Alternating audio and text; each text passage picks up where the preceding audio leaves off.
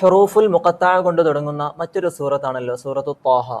ഇവിടെ ത്വാഹ എന്നുള്ളത് പാരായണം ചെയ്യുമ്പോൾ തായും ഹായും രണ്ട് അക്ഷരങ്ങളും ഒരു അലിഫിൻ്റെ ഖദർ മാത്രം നീട്ടി പാരായണം ചെയ്യേണ്ടതാണ്. അതായത് ത്വാഹ.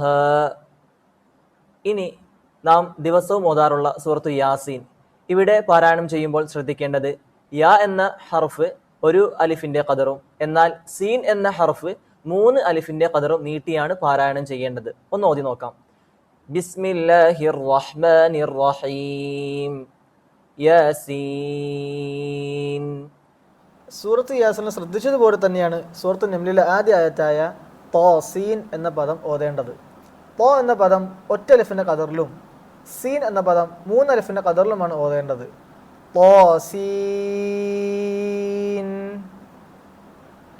എന്നാൽ സൂറത്തു ശുഅറായിലും സൂറത്തുൽ ഖസസിലും തോ സീ മീം എന്ന ആയത്തുകൊണ്ടാണ് തുടങ്ങുന്നത്. തോ എന്ന പദം ഒറ്റ അലിഫിൻ്റെ ഖദറിലും സീനും മീമും 3 അലിഫിൻ്റെ ഖദറിൽ നീട്ടുന്നതോടൊപ്പം തന്നെ മീം മണിച്ചുകൊണ്ടാണ് ഓതേണ്ടത്. തോ സീ